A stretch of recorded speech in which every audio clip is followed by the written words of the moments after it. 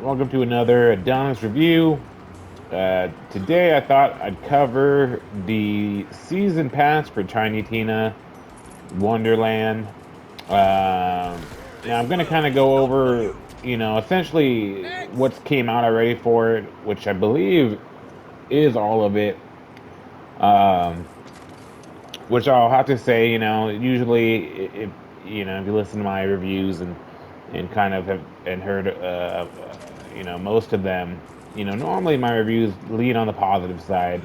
There's not a whole lot of games that I just generally hate, and I don't generally hate Tiny Tina's Wonderland. I do think it's a real like its concept and moving parts as a whole, I think are fantastic and would be great, are great additions. Having first person shooter with spells and a lot of things that you'd see in like a Dungeons and Dragons type of game, and having those combined is a real nice kind of mix. Now, with that being said, uh, they market Tiny Tina's Wonderland as a full-fledged game, right? It's full price. It's not it's not $40 or $50. It's not it's not discounted as like a stand like a DLC price, or like how Kenna Bridge of Spirits was only $40 when it was first released.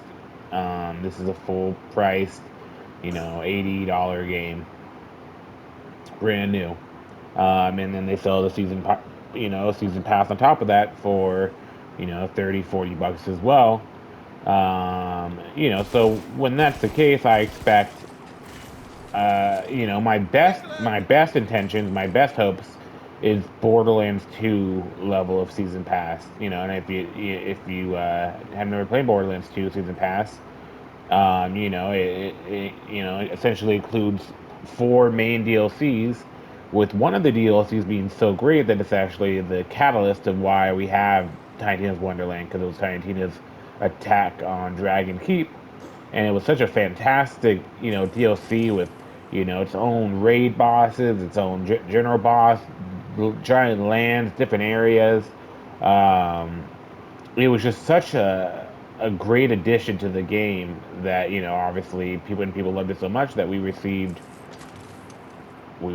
Tiny's Wonderland, the game that you're seeing right now.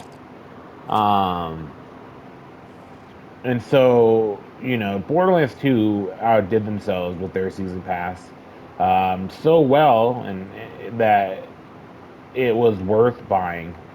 I bought multiple versions of Borderlands 2. I bought it, originally. Then I bought the season pass for it, and then I bought like a all-encompassed version of it that had all of it, and then I bought the Handsome Jack collection later on, so I can have it for the PS4, and then I bought the VR edition of it, so if I can see it in VR. And I don't think there's any game I've ever actually done that for. That's how good it was. Now when Borderlands 3 came out, it was different. I expected the same quality and everything. If I think back to it, Borderlands 2's main campaign was fantastic, but it was not, it wasn't like the longest main campaign ever. So I had nothing really against the campaign for Borderlands 3, but I will say that the DLC for Borderlands 3 felt a little bit lackluster. It definitely felt lacking. Still good, just wasn't at Borderlands 2 quality of what they delivered. They really outdid themselves. So the whole point of this is that when I think about what I was expecting when we got to the season pass for this, I had my sights set at least at Borderlands 3 level, or maybe it's not going to be the best season pass I've ever seen in my life, but it's going to give me, at least three campaigns, side campaigns that add on and give me maybe a new location, that add on to the general story, so I can, continue playing the game and getting to learn more and more of it. And I'm disappointed. To be quite plain.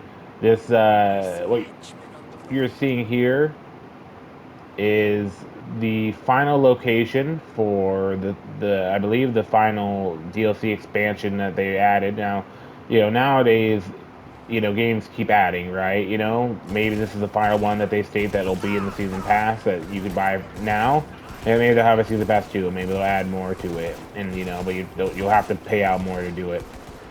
But I mean, it's unlike Borderlands 3 and Borderlands 2 when you get a DLC and it being basically a whole new land with, a giant area and the biggest, I guess, the biggest upsetting thing about Borderlands 3 is that they didn't have a whole lot of side missions when when you got a new DLC, and you also didn't get, each map had a raid boss, and some had two raid bosses in each DLC map, and that's not what they did. They definitely were a lot stingier with it when it came to Borderlands 3, which is upsetting. But they still had the whole new land. They did have some side missions in each land, and with a whole lot of different areas you can go. They gave you that. They just didn't give you a whole lot of extra stuff on top of that, which is the bummer. But with this, if you haven't bought the season pass and you're wondering if you should buy it, if it would be like that, it is depressing. What you're essentially getting in this one, and the best way to put it is maybe a slightly longer mission. A mission that maybe takes 45 minutes, probably be, the longest you could take. I don't know if you could really drag it out to an hour, but I'd say maybe 45 minutes is pretty standard timing. And yeah, you're essentially getting like so three missions, three DLC, which are all accessed in this one area. It's like a mirror dimension type thing, and and basically each mirror is like a different area. It's like a new land, but it's essentially just just going to be a new area, which is essentially like a mission. And it's a bummer because I feel like even with the main story of Tiny Tina, I feel like sometimes they have a lot of land that they made that is empty and just nothing really is in it. There's a lot of places that I've seen in the general campaign for Tiny Tina's Wonderland where I'm like, okay, there's a whole quarter of the map that I've never been to. There's nothing over there.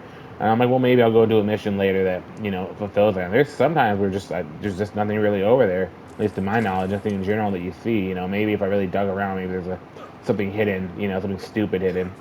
But it's very empty when they, it's really like they, completed 60% of the game and then they just released it with 40% of it not finished. Is the best way that I could kind of put it.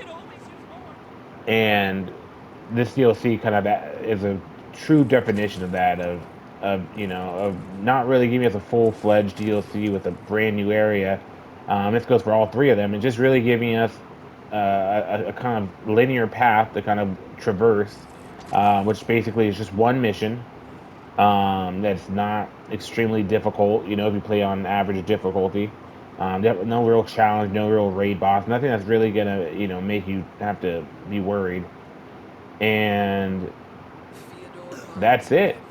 They sound cool in themes. This one, you have to go into like a demon hell prison, so that sounds cool. And in the very first one, for example, you have to kill an old god or something like that. It sounds cool, but it's not. You just kind of go in the first DLC. You go into different areas, kill waves of the monsters, and then you eventually get to the old god and you fight him. And it's not unique and exciting at all.